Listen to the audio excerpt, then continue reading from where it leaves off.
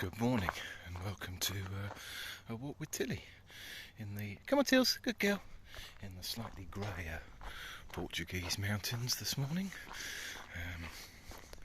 The weather is turning as forecast, although a little later than actually originally forecast. I think today is the last dry day for a few days. It's going to get very wet and a bit grey and gloomy, which bears uncanny similarities to the British economy. But there we go. Okay, so thoughts of the day. Well, how is okay, so obviously we've had Mr. Hunt take over from Kwasi as Chancellor of the Exchequer, and he has implemented basically an almost complete reversal of the mini budget. Well, to be honest, by the size of it, it's virtually a budget. In terms of the changes, a big one that was put in a month ago. In fairness to him, he was left with no alternative. It wasn't going to be something that they could avoid. There were massive consequences to the course of action that they chose to adopt, and they're all negative, essentially all negative.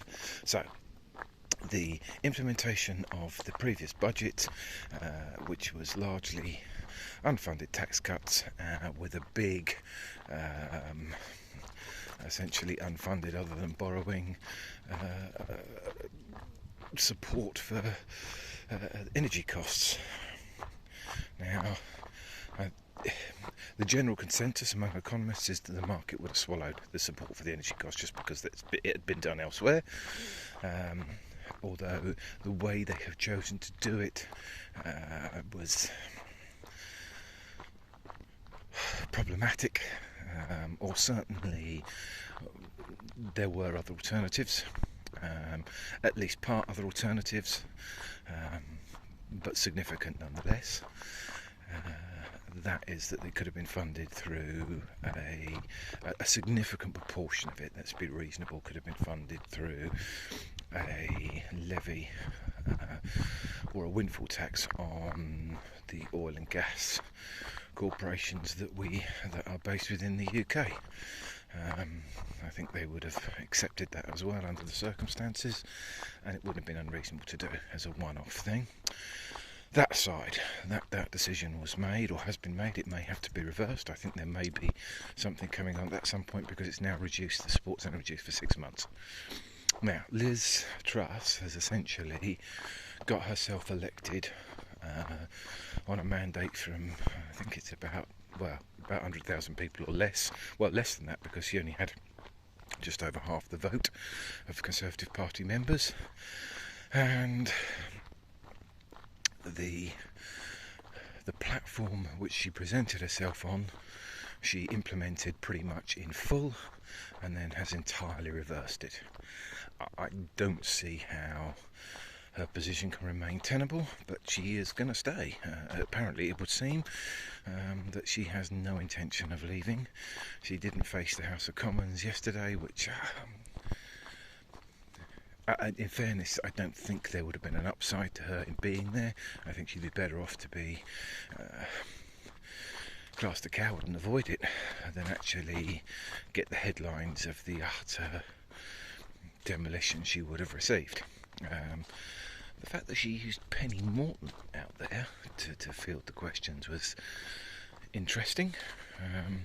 She is considered to be certainly very high up in the list of possible candidates to replace her at some point if necessary. Although I'm wondering, the problem is, although she,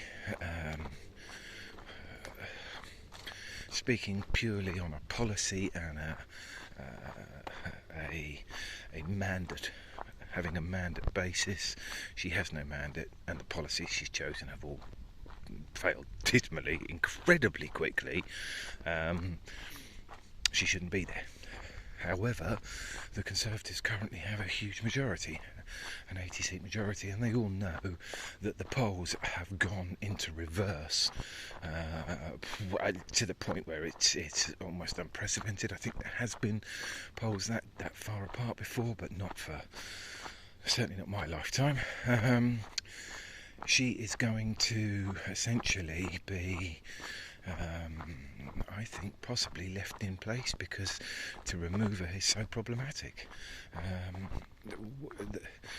If they change her again, there will be a lot of pressure from the public to have an election. If they can't have they can't go to their own party, because they've already done that once, and it's a long and drawn out procedure, which means they would then upset their own party members by ignoring their decision. It's a rock and a hard place stuff with no upsides. So I'm starting to wonder if the consequences of removing her have considered to be so great at this juncture that the benefits don't outweigh them. Therefore, she'll stay in place until, hoping that by altering the course of action that has been taken, the party will rise in the polls over the next 18 months, say, which would put them in a better position, at which point she will be put to one side, and possibly someone who they feel is electorally a little less contaminated could step into the role and say, look what we've done, we've made things better. I think it's going to be a loss-limiting exercise unless things change. The famous economists saying all other things remaining equal, which obviously they never do, certainly not in politics, to the point where I will upload the video this evening, because I have to do it on Wi-Fi, which is incredibly slow, and I very well may have the UK political landscape be very different, because it's moving that quickly. There's still a lot of people saying she won't be here for the weekend, let alone for Christmas, and the odds, the bookies, who are seldom inclined to take a loss, certainly suggesting a very similar outlook. Anyway, that aside, our new Prime Minister, Jeremy Hunt, because what else can you call him? He's the man who's come up with made the decisions with the help of who? I have no idea. Essentially undone everything, and they are discussing austerity, or certainly heavily hinting at austerity 2.0. Austerity 1.0 didn't create growth. Quite why we think that austerity 2.0 is going to is uncertain. But then, unless they're examined with any depth by the press, I don't think that they're going to.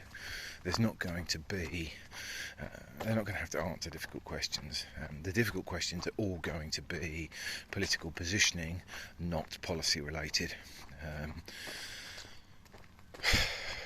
Which I find difficult. I think they should be a lot more policy related, personally, because it's the policy that makes the difference, not the figurehead who is given the title of having implemented it. It's a massive. Every policy is a huge multi-person task to implement. So anyway, that's where I think we're at currently. Still not heard a peep from Quasi or hello. Is that still there? Still a bone. She's found a bone that's been there for I don't know how long. Come on then, Tilts. Good girl. Come on then. She'll drop it after a while. Right. Yeah. So I think that nothing from Quasi, which is interesting, because people did suggest that he might put the boot in, and I think he's obviously chosen not to, or at least he's keeping his powder dry. Maybe that will come at an opportune moment. Nothing from Rishi, who obviously has been basically proven right, although these things don't really seem to matter these days. Proven right is... So there's an awful lot of press out there suggesting that this is all a Remainer plot, which is an interesting, if ludicrous, bit of analysis. But if you are a fan of Brexit, I guess you just want to hang on to, clutch at whatever straws you can. An example might be there has been a lot of discussion about the fact that exports to the EU have actually risen. Therefore, Brexit must be a success. Therefore, the Remainers' forecasts of doom were incorrect and a terrible misrepresentation. And then go and dig out the figures and look at why. And it's all oil and gas exports to the EU because of the crisis. Very little trade rises, a little bit of machinery has gone up, but everything else has dropped. So, yeah, not what it appears and not what is being claimed, but that doesn't stop it gathering traction. About time a bit more of this stuff was actually addressed and put down publicly. But I guess there's no... When you're 30 points ahead in the polls, or, even 20 points ahead in the polls or whatever it is now, I guess it'll drop a little bit as things ease off. Why would you do that? No, keep your mouth shut when things are going well, as they say. Now, the last thing that I want to discuss, perhaps I'll put that in a separate little monologue. Yes, I think I will. Okay, anyway, those are my ponderances on the events of the last couple of days. Feel free to interject in the comments if you have any other thoughts on any of those positions. Comments are always welcome. Discussion is always a good thing. Bye for now.